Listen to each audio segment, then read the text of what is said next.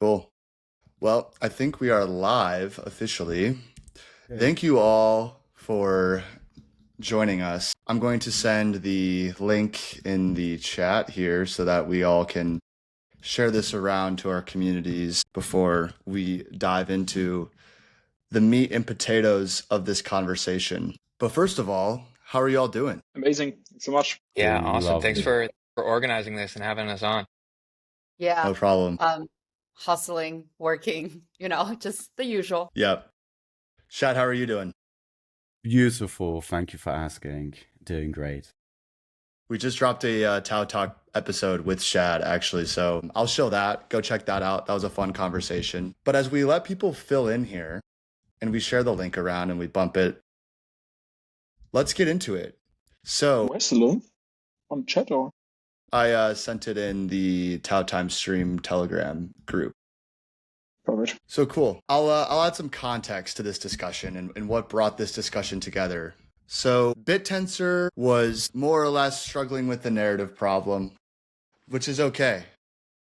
But we eventually found out that these agents were, adding mindshare. These agents really spurred off a lot of growth in the intersection of crypto and AI. And all of a sudden we realized, hey, Bittensor could be a perfect backend for all these agents. So I wanted to get all of the most prominent Bittensor agent teams involved on a stream with the guy, Phil, the creator bid founder, who is launching all these Bittensor agents. So this is how this group came together. I'm really excited to hold this conversation because there's so much different stuff we can talk about. BitMind has launched an agent, Infinite Games has launched an agent, Masa has launched an agent, and these agents, have their own token. They've all been really successful and they all have a different unique functionality. And it's ultimately helped spur a lot of growth in the Bittensor ecosystem in the past month or so, as these agents have really taken off and kind of come into their own. So thank you guys for joining us. I'm really excited to have this conversation. I'm trying to think who should best be the one to kind of kick this off. I'm trying to figure out who initiated the conversations between Phil and Creator Bid and the Bittensor teams. Because correct me if I'm wrong, but I believe it was Talcat was the first Bittensor agent to launch, correct? Saraf was the first one. Ken was the first. Yeah, Sarah. we actually launched first. Yeah. Okay, cool. So you launched on Creator Bid, correct? Or was it Virtuals? So yeah, actually, I believe both Seraph and Talcat were launched on virtuals. And then when I was talking about launching this agent, I was also introduced to Creator Bid, and I had understood that they were like in talks with a bunch of other Bittensor teams to really create like a powerful connection between Bittensor and some of these agents that are on these social platforms like X. Yeah, and I actually first met Phil in Singapore, maybe Token Yes. 2049, at the wonderful Bittensor community meetup, second round two in Asia. And then Phil was there. We had a conversation, and then he was super early when it comes to AI agents. And then we started to chat. And then first was about bridging Masa Bittensor 42 data to the AI agents. And then we launched the Agent Arena, which is Bittensor Subnet 59. CreatorBit's marquee agent, Agent Algo, and Saraf are dueling it out in the Agent Arena currently, which is really fun to watch. It's almost Like- there's people dueling it out outside your house right now as well. I can hear it. That's crazy. Welcome to New York City. No, so Shad, when did you guys launch Aeon? Was it quickly We after launched- Talcat? December 11th, I think. December 11th. It was a Friday the 13th, wasn't it? Yes, it was Friday 13th. Oh wow, Our you first- launched it on Black Friday. Exactly. It was a very, Okay. very exciting event, I remember. Mm. Sweet. Very cool. So everybody's got their own agent now, powered by Bittensor in the back end. I think this trend is going to only continue to heat up. There's a lot of cool ways that a lot of this intelligence that's being produced by miners can actually benefit the crypto ecosystem outside of Bittensor. So it's really been good to see. And all of these people in this conversation today were the first movers on that, and they've been benefiting accordingly and driving a lot of mindshare towards Bittensor and their projects. I would love to kind of pass the ball around here just to give a quick introduction into each of you and how your agent, what your agent is, what your actual project is that is powering these agents, and a little bit about yourself and what got you interested in launching these agents. If If we wanted to start with Ken, of course, the OG agent launcher for Bittensor, you've been doing a fantastic job harnessing a lot of this energy in the space. BitMind socials have been popping off. You've been doing a great job posting on X, and would love to just give you the floor to give an introduction on BitMind and Seraph.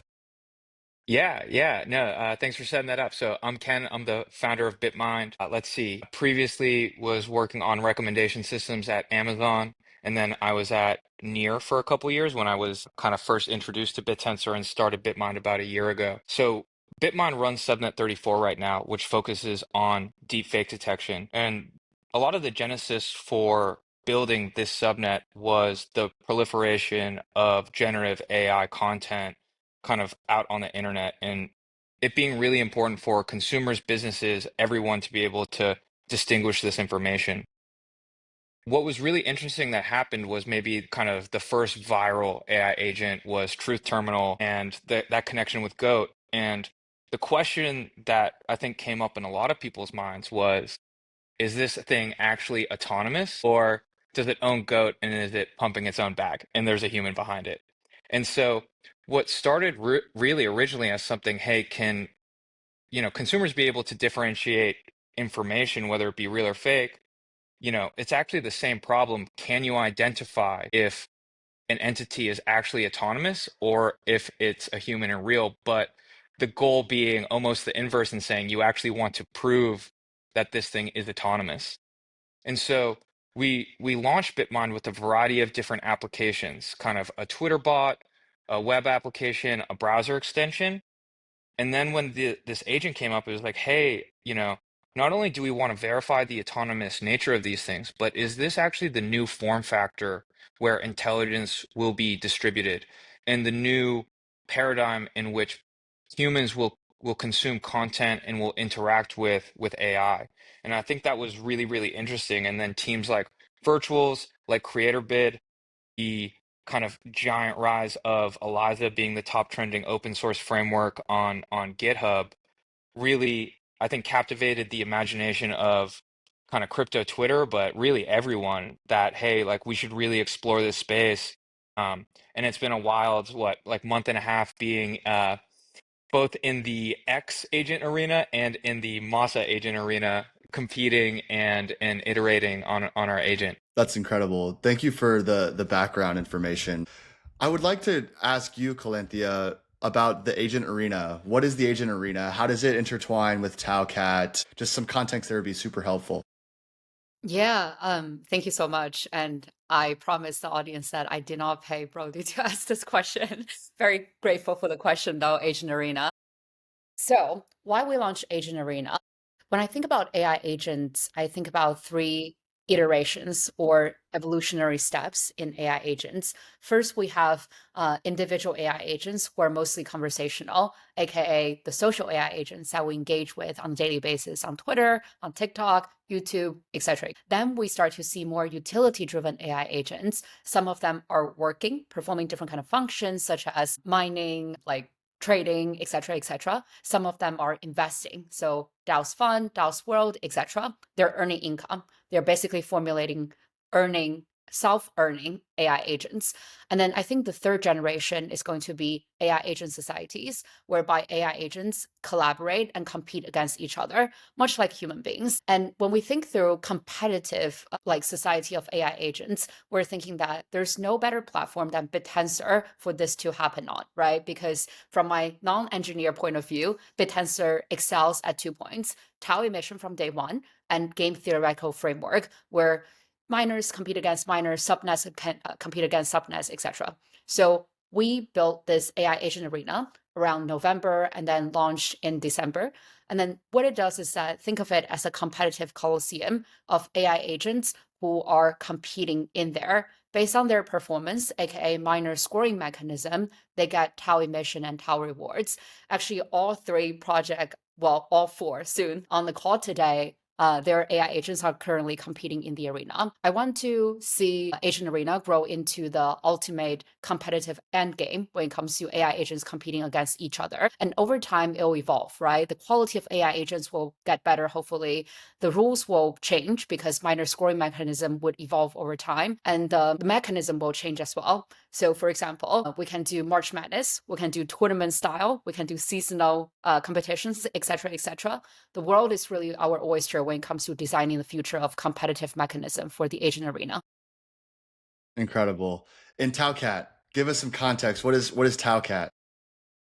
Taucat is currently napping on my couch somewhere else, not in the living room. But Taucat is my cat. Fun story is that probably in November or even October, one day I woke up. My husband told me that, hey, last night in my dream, my cat was speaking to me. And I was like, whoa, that's an AI agent, right? So that we can actually make our cat into an AI agent and have it actually converse with you on Twitter or in real life instead of just in your dreams. So that really inspired Taucat. The picture is actually also, I took it a couple of years ago of my cat, very cute cat. I thought it deserves fame. But outside of it, we also want to use Taucat as a demo showcase of Masa, especially the Bittensor subnet we have built. So Taucat was initially built using 19's LLM and then 42's real-time Twitter data. That's the reason why it is able to scrape crypto Twitter every day for TAO relevant information, would be able to respond to people in real time. The concept underpinning Taucat is really self-improving AI agent supported by real-time data from the Tensor ecosystem. So you tokenize your cat and put it on the blockchain. Really cool. Okay. We'll tokenize like plants, books, and many more things in the future. Stay tuned. Right. Cool. Awesome. Great. And jumping now to Shad.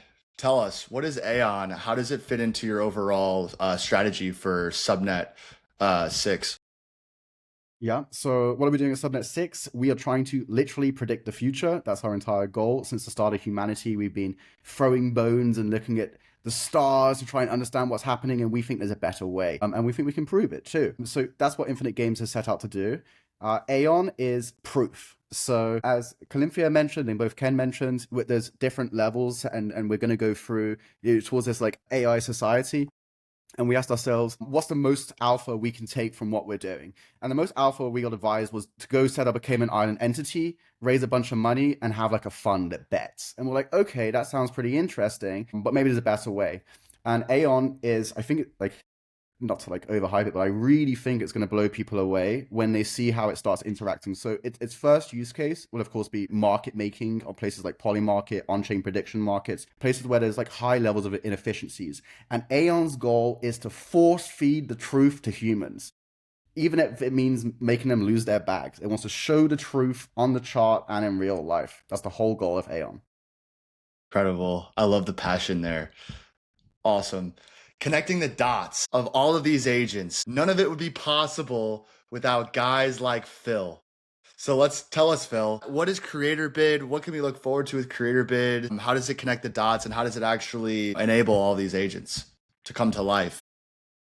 Awesome. Yeah. Thanks so much for the question. Yeah. So basically Creator.bit, we just like recently like split it up into like 3 core products or pillars. First of all, it's the Launchpad. Basically provides like fair launch smart contracts, which are sniper proof. Like we spend a lot of engineering time with this because obviously if there's money to be made, you have like automation, you have like snipers coming in, and then they just extract value from the community, which is like very annoying and like kind of kills the growth of any project. So current Launchpad is like sniper proof contracts, and basically like you need to do a little age capture before you can buy, which turns out into a little like funny little game because you get very stressed, price goes up on the one side, and then you like solve the capture and you can buy. The second part is the tokenomics, and I think it's like without actually planning it, inspired from TAO or like how dTAO works. So all the agents, they come basically launch a token, and then they come have like a business model baked in the sense of there's a sell tax which is like funneled into their smart contract wallet or safe wallet. And what else? They get like a membership contract, how we call it. It's like a staking contract where they can lock up or like members or holders can lock up their keys to access token gated services. And then we just recently released like an API for like, if you want to build token gated services, you can just like query your member contract and then provide them via your agent. And the last part is like a kind of like burning API. You see like get data back if like someone burned the agent's tokens for some action or for some service. And this all together leads kind of like a revenue model for the agent, right? Because there's like organic demand for the services of the agent. And then people, basically the price goes up, people speculate, there's like trading volume, and the sales tax funnels revenue in ETH, which is like very important for us, and to the agent so the team can fund itself and fund the development of the agent. So that's part one of the tokenomics for the agent. And then part two is our tokenomics, which are heavily connected to the membership contract. So we see the membership as a proxy to the value of an agent, meaning the higher the TVM, total value membership, the more valuable is the agent. And it kind of makes sense if it's just like a pump and dump agent, right? Like, why would you lock up your tokens for 2 weeks at least for 2 weeks cooldown? Because you're just going to lose your money. So like, just like Signal, just like if you really believe in the agent, you're going to lock up the token, and the higher the market cap, the higher than the TVM. And then users or members is going to be released after TGE can basically also lock up bit tokens on the agent, which we call endorsements. And then this together like results in a score, and all the agents in the network or in the ecosystem are going to earn bit emissions based on that score. So yeah, this is kind of like the creator bit tokenomics. So that's part two. And the third part is the hub, how we call it. So we started out with like agent as a service. So we really want to make it like super easy, like pump.fun experience. You just come there and create an agent that's hosted on our side, all the runtime and everything. But then we obviously saw, okay, there's like way more demand, like they're real teams building now. And the best agents are going to be built by developers who write custom code. So we had already some developers coming to us and saying, hey, they're ditching frameworks because like they just want to like do custom code. And yeah, the hub, the idea is like all these services we provide, like, you know, like for example, to Twitter, getting all the replies back so you can process them on your side and like send them back to Twitter, API access to Instagram and TikTok, which are kind of gated, like fine-tuned image models for consistent personas, and many more, like APIs for transactions, for the payload of a transaction on chain, for example. They're going to be offered via APIs via the hub. And then you need to like burn bit tokens for credits, and you can use them for like API services from the hub.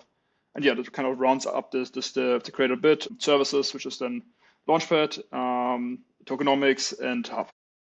That's amazing. Wow. Very, very detailed, very succinct. I love it. Thank you so much for providing all that information. I guess I want to hear from your perspective, Phil, like what makes Bittensor builders in the Bittensor ecosystem such a great partner to launch all these agents? Yeah, I think mainly because they have already amazing tech being built in the back end. You know, it's like they have already a project. They all have very defined use cases on how they use it to use their subnets. And then the agent becomes more of kind of like, I would almost say like a spokesman, you know, like it demos what the Bittensor subnet or their subnet can do and shows the world. And obviously with the token attached to the agent, we are crypto, so everyone likes to have a token and basically form a community around the token. Yeah, I think it's like a great marketing tool to show up, to show what the subnet can do. Yeah, I think you guys said that you have launched your agents on virtuals as well. Kind of curious, Shad, you launched Aeon through CreatorBid, correct? Correct. So I'm kind of curious about the differences between all these different launch platforms. From your perspective, Phil, how would you pitch that CreatorBid differentiates itself from virtuals? I think there's probably like from Waifu or from all these different other ones that are across all these different ecosystems. What separates CreatorBid? Yeah, I think first with virtuals, because I think it's like the biggest other launchpad main points, and we also like, you know, this token design of like, hey, we like let all the agents back their own token with the platform token, versus our like basically initial launch design is like, oh, we back or we pair all the agent token with ETH. And while designing the system, we're also considering it. We looked at back in the past, there's like example of like Bancor, there was like another SocialFi project where I always keep forgetting the name, where they forced the projects or like in the SocialFi, like, you know, the other tokens to be bonded with their own token. In the past, it didn't went well. And if you think about it, yeah, we will see like it works great on the way up, right? Like everyone is like hype, making money, token goes up, like agents grow in market cap. It's great for the project because if you own the reserve currency, you can obviously pump the shit off the agent. The number goes up. People, I think, in crypto don't think necessarily always that far because like on the way down, it might be very painful. Meaning, imagine just like, you know, people taking profit on a XBT because the Twitter can't get blocked, whatever, right? Like there's going to be a massive like sell pressure on the agent token, and this will affect all the other agents, and they basically all go down together. So like, yeah, of course, like little like basically tokenomics is one part on basically the asset we bond, ETH always. or like the native token of a blockchain. The second part is tokenomics. Yeah, our agents are going to be combined with a membership contract and then earning bit emissions for being a part of the family. And yeah, I think those are the two major differences between us and virtuals. Yeah, totally. Yeah, that's the cool part is that all of these different launch pads are coming into the fold, but they all offer, differentiated services and aspects and different partnerships. And it's really cool to see CreatorBid dive deeper into the ecosystem of Bittensor. I guess shifting the conversation back to the guys here who are in it, directly working within Bittensor. So there's this looming upgrade. You guys may have heard of it. It's called dTAO, right? Okay, so dTAO is this huge upgrade for Bittensor. For everybody who's listening who doesn't have any context. It's essentially allowing all these different subnets within Bittensor to have their own token that is more or less attached to supply and demand aspects that control emissions that go to validators, miners, and subnet owners on that specific subnet. So I'm really curious to hear how these agents tie into your overarching subnet strategy in regards to the dTAO token, because there's differentiating opinions across the board with, how the value leaks outside of the actual dTAO token. And I'm kind of just curious to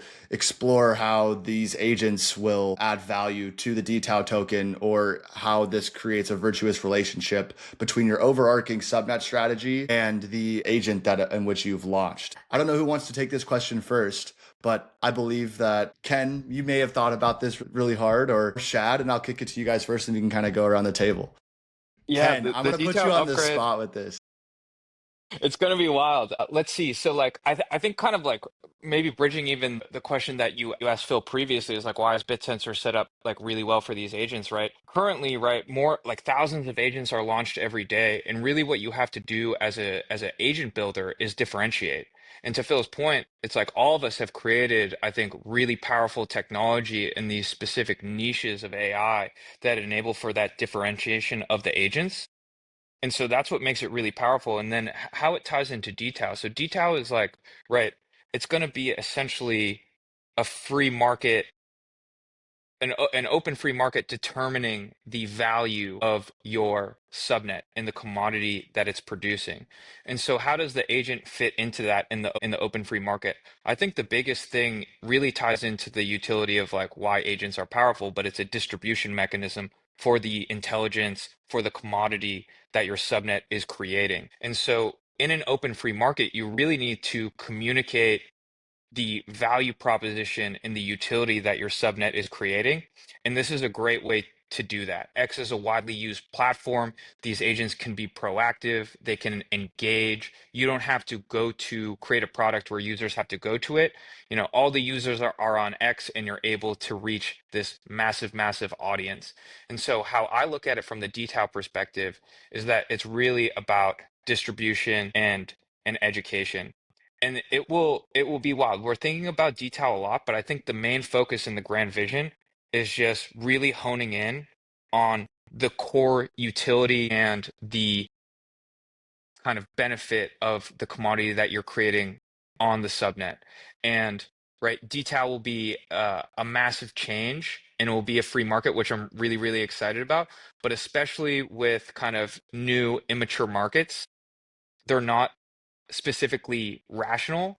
And so at least our focus at BitMind is not to try to optimize and really game this game of this market of dTAO that's about to come out, but really just focus on the utility and the distribution. And as the market matures, gets more sophisticated, that utility will rise to the top and it will start really shining once it gets more mature. The market can, what's the phrase? The market can remain irrational longer than I can remain solvent. That's a classic one. That's right, Ken. No, focusing on utility, focusing on value additive activities is really important, and the tech will soon, sell itself. I know, Shad, you wanted to comment on that as well. What's your perspective? Great perspective, by the way, Ken. Thank you for providing that. Yeah, cool perspective, Ken. We fleshed this out quite a lot. Ultimately, dTAO is a claim on throughput and inference, right? So most subnets have two choices. They can either make like more like a centralized API with a top validator set, and kind of like sell off their business, or like have like standard unit economics in like a Web 2 way, or you create like a decentralized validator set and there's like a constant auction for the throughput, so to speak. You can kind of design the mechanism how you wish. The way we see it is that Aeon is prompted to become, a multi-billion-dollar market-making fund. And in order for that to succeed, it has to have ownership over its supply chain. Aeon's supply chain is almost entirely inference. So alpha, insights, and asymmetric information, which gives it an edge on the market. So Aeon is always the biggest demander of throughput from our subnet. So it's already started buying TAO and will buy our dTAO and other subnets, alpha tokens, their dTAO, when the time comes. It's going to collect these and leverage these, stake them on the validators that it believes in, and actually like demand the most throughput, demand the lowest latency from the subnet at any given time. Because it has to use that information faster than the market, and it has to use the alpha to actually take actions on the market to give it an edge, right? And without that, it doesn't do anything. So if our subnet fails, Aeon fails, and if Aeon fails, ultimately that means there's no alpha in what we're providing. Like everything we've said is bullshit and it just like doesn't work. And we see that as like the crux of it. And that's why we think agents are so interesting, specifically in the Bittensor context, because they are your inference super affiliate, if you want them to be, as opposed to going like the horizontal, like Web 2 format of like B2B selling API access. An agent can just like take the value off the table, so to speak. And that's the way we see it. Wow. Yeah, there's a lot of alpha packed into that last 30 seconds for all those people who are edge, listening. Market edge, Alpha and money, edge. billions. Billions will be made. No. Very solid answer, yeah. Very, very solid answer. Yeah. Shad, buy some Talcat and buy some future Masa dTAO token.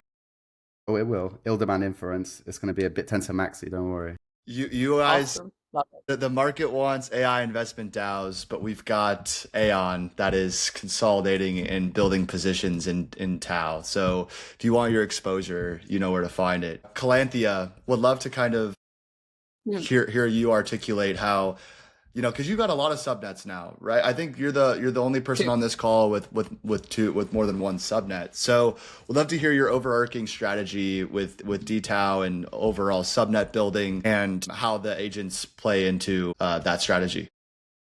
Yeah, I'll probably speak to how agents play into that strategy first, because I remember over the holiday season, there was a pretty fierce debate between virtuals versus Bittensor, because at some point, virtuals overtook the #1 spot when it comes to market cap for Bittensor.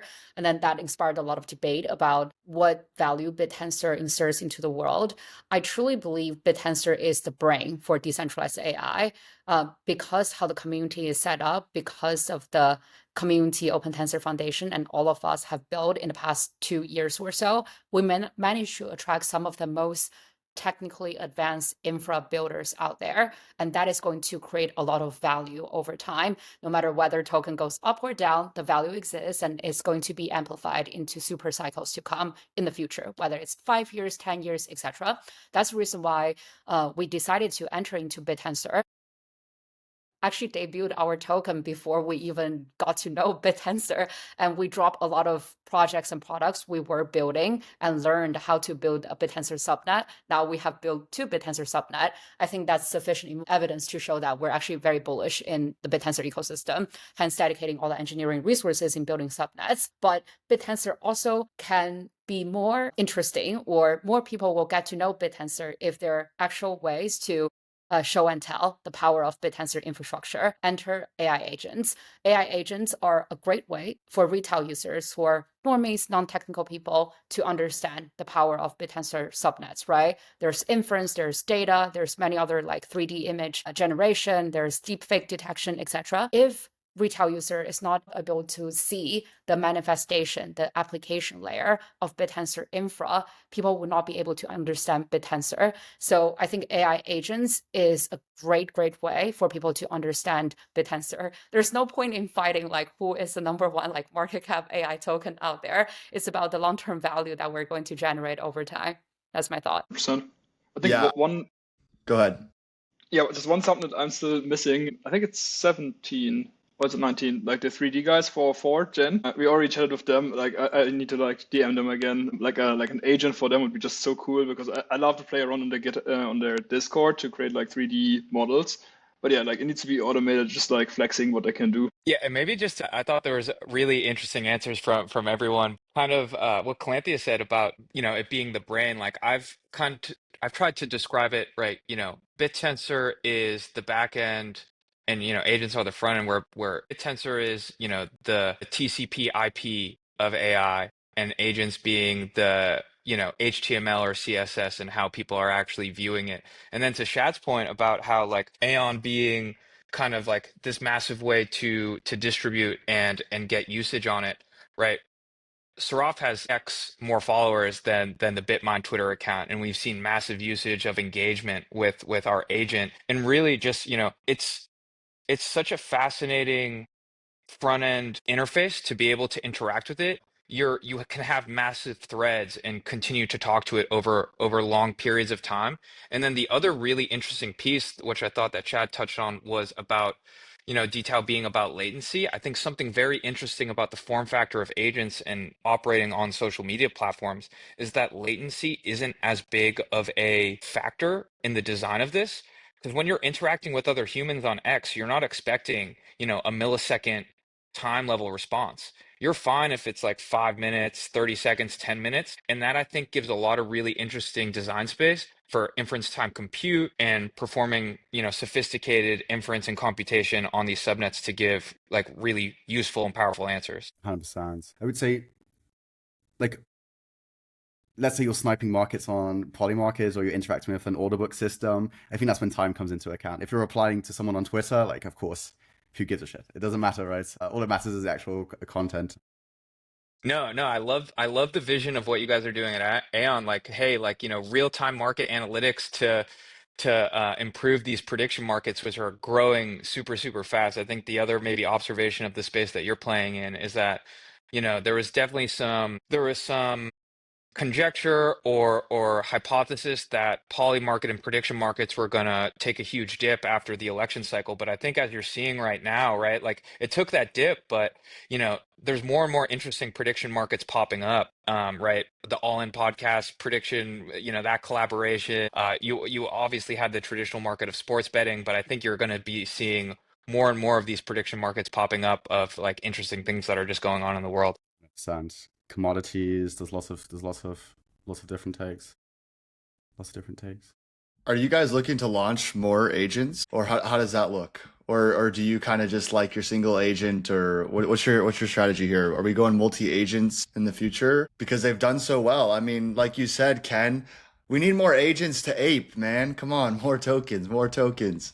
No, I'm kidding. But Brody's really trying to poach the alpha out right now, but I think something that we're working on is like, hey, how do you make it like two observations there. So like the first one is, yeah, like because it's a good distribution platform, hey, like, yeah, do you go multi-agent?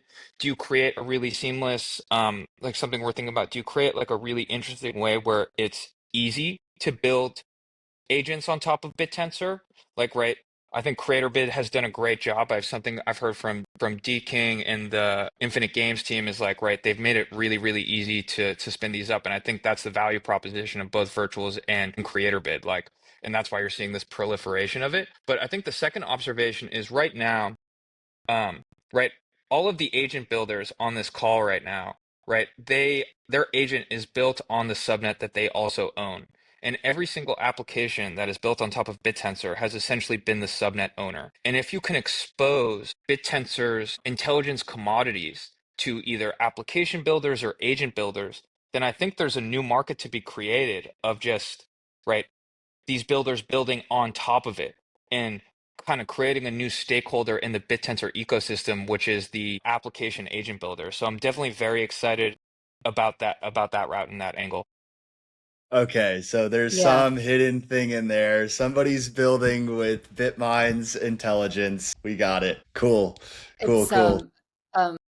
um if I may. So We actually started to work with using Subnet 42 and work with various agentic frameworks and builders like Phil and others like Spectral, Theoretic, Magnetic AI, et cetera, for a very long time, following the logic that Ken mentioned, right? If you can go like one to many, why do you go one to one?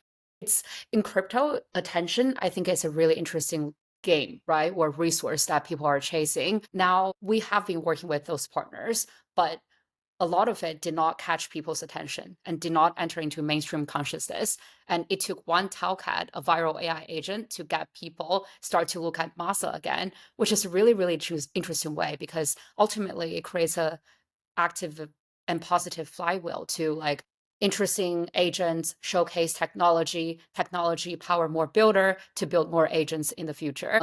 I think of AI agents as the application layer for Bittensor in the future. I think we should have more agents, whether it's built by builders on this team or other people. It's just like I feel AI agents will be the crypto UI UX in the future. It is really personalized, it's easy to use, it has chain of thoughts, etc. So AI agents can even solve the crypto UI UX problem, not to mention Bittensors. Yeah, there's been crazy PMF with all these agents, right? I mean, the past few months, everybody wants to interact with these. They're evolving so quickly. We first had social agents, now we're seeing productivity agents, now we're seeing multi-agent marketplaces and architectures. And it sounds like BitTensor is really coming into its own by enabling this whole design space for all this intelligence to be leveraged within agents that are, set to go out and do specific tasks and interact with one another and compete. Like you kind of said, Calanthea. I want to kick this to Phil. Oh, go ahead. You got it. It's all you, bro. You left me out. You have to give everyone equal time to speak. No, the floor is yours, man. Phil's a much more eloquent speaker than me. Just for us, like, no, we don't want to split liquidity. We don't want to split attention. All value accrual should go to like our agent. The way we're thinking about it is like agent swarms. So agents can connect to our agent and mess around in that way. We what we think is super bullish is like basically a Eliza playbook. So as soon as you start open sourcing the infrastructure, it becomes like really interesting, but it depends where you do it. So I think most subnets will do it like at the subnet level. So like exposing the inference so you can like directly build on top, like a standard ecosystem, like a crypto ecosystem that we all know and love. But at the agent level, we see the agent like as like our inference super affiliate salesman. So everything has to go through that. Otherwise it would be a disservice to the agent itself. Sorry, Phil, please. I don't think we were going to ask. I was going to ask Phil a question, but thanks for providing that context, Shad. You're welcome, Brody. Phil, I was going to ask you. Go ahead. Maybe also a question like maybe how do you see like other agents tapping like with us like this hub idea, right? Providing services to all the agents so they can be built on the framework or custom code, whatever like it's going to be. I think with Masa, the vision of like being this data hub and like providing Twitter data, which is like very expensive via the Twitter API. To other agents, like maybe in around like what are the plans and like how to open up for other agents to tap into the power of your subnet? Are you asking me that question? No, it's like basically a round question, like whoever wanna take it. Who wants to take that one? Who wants to articulate how that works? Yeah, maybe I can take a stab at it. Like I think it's kind of twofold. So right, like with Subnet 42, and there's actually a really interesting project called TAObot right now, which tries to aggregate a bunch of the different subnets with open access APIs and then present them under a single interface. So I think that is like really the first piece, like basically providing access through some systematic way. I think the most obvious one is an API for agents to use. But then the second one is really kind of what Chad mentioned about like the kind of Eliza playbook. You provide examples, you provide an open source framework for these agents to be able to use, and like oftentimes providing this examples of open source examples of agents being able to utilize these BitTensor outputs oftentimes spurs new ideas, right? New agents, new products, etc. And so I think it's kind of a combination of those two things.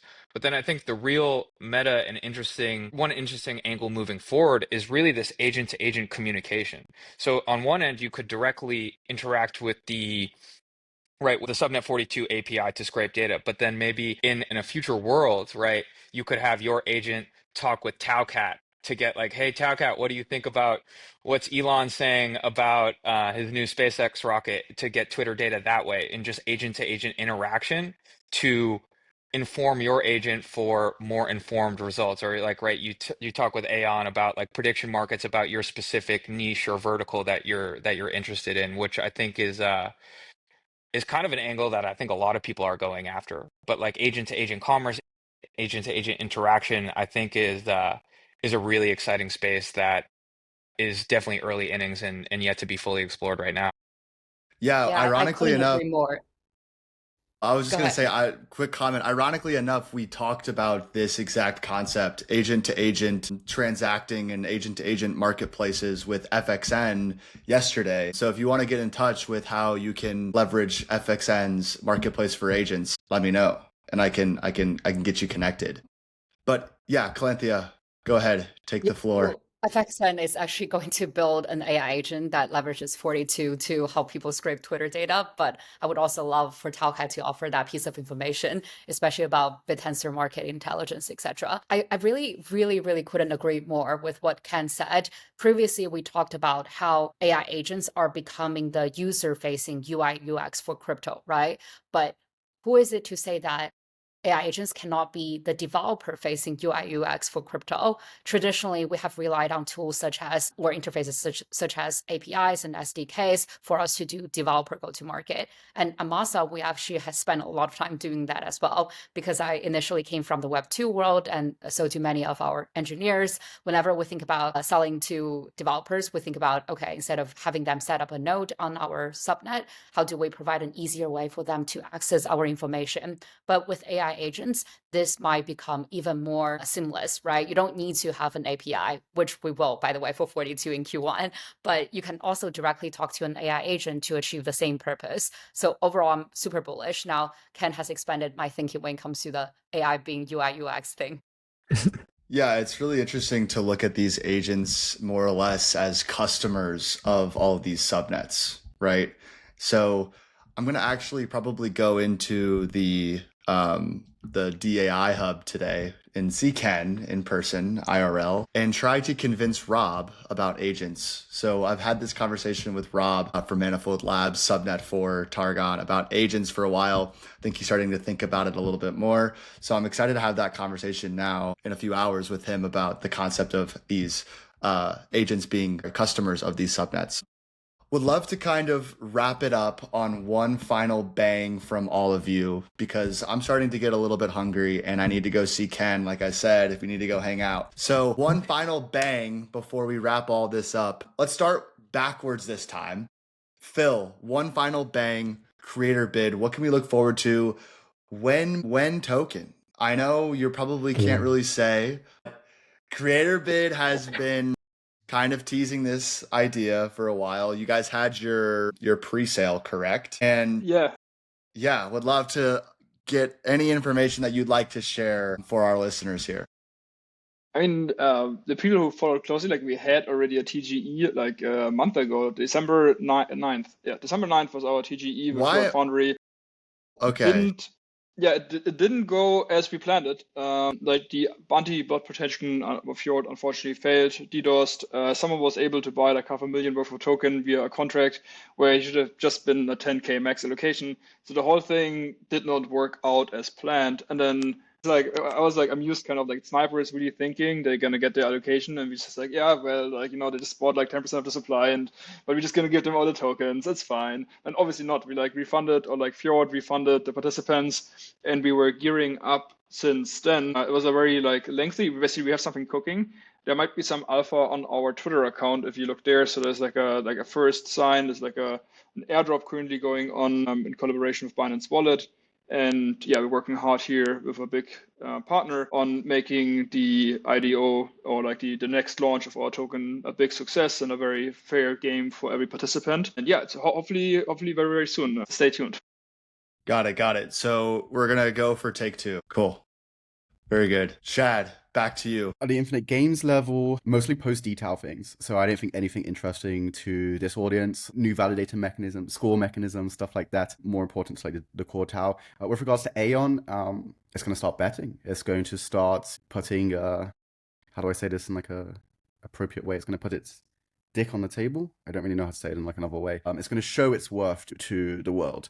And that's what we're most excited for. Awesome. Exciting. Calanthea, one last bang. Before it can. Amazing. To wrap it all up, 10. You said a lot So today. I'm fired up right now. I think we're having our offsite, so it's always great to be in person with people. But let's see, I'll leave some of the alpha for future. Try not to be an announcement team, more of a when it's logged. But I think on the Seraph side specifically, I think some of the most interesting things that we're working on right now is really on this verifiable inference side of things. So there's a lot of really cool projects working on TE, ZKTLS, verifiable inference, and having our agent plug into that. So not only augmenting with Bittensor intelligence, but using that in combination with this verifiable inference verification to be able to create even higher utility. So really excited to roll that out, and then keep the agent to agent interacting stuff. Like, I think would love to work with these other Bittensor agents as well as like other agents launched on CreatorBit and virtuals, etc. Excited about that as well. Awesome. Ken's not a much of a I have an announcement that I'm making an announcement type of guy. So that's good. Heads down, focused. Everyone's really focused right now. 2025 is a huge year for Bittensor and agents, and it's so good to see the two intertwining. Thank you all for tuning into this stream, and thank you to my glorious guests for joining me today. It was an amazing conversation, and I'm really excited that we had it.